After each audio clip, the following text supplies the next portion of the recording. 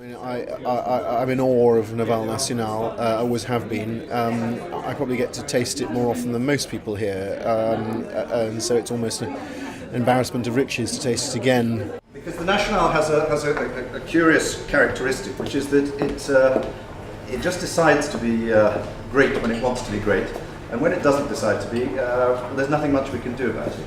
It comes from, as you all know, this tiny parcel of 2 hectares of ungrafted vines at the heart of the vineyard, and it always gives something that is different from what comes from the rest of the vineyard.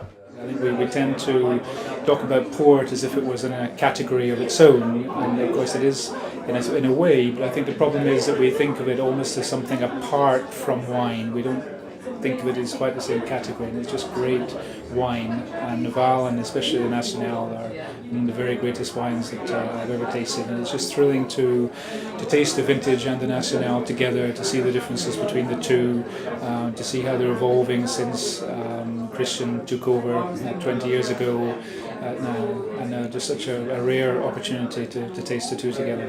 They're very thrilling. Because I think the 2011 Nacional in particular is an extraordinary wine.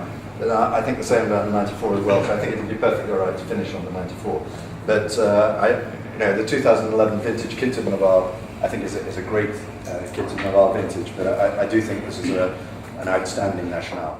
I mean, this morning was a unique occasion. I mean, I hesitate to use the word unique because it's overused, a bit like the word literally, but I think the wines were really very exciting.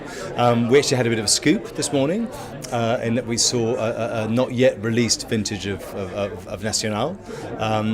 But really, it was a chance to compare and contrast the two. So you're looking at the, I hesitate to use the word basic, but the basic wine with something that's very, very special and small in size. And so we compared and contrasted various vintages of the two wines.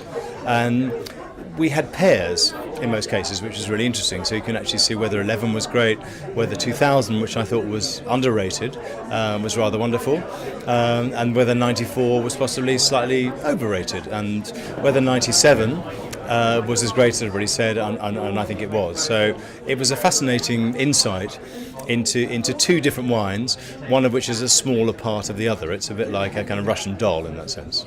So my knowledge of that wine has increased exponentially today, and there were no disappointments. It was lovely to see them next to the regular Quinta de Noval vintage ports of the same vintages, and it was quite a treat to have a look at the undeclared 2004. I would say that I feel incredibly privileged to have the opportunity to taste, this amazing range of wines, and especially to taste the Noval and the Nacional side by side, and especially given the tiny bottle quantities left of some of these wines, it's really is a privilege.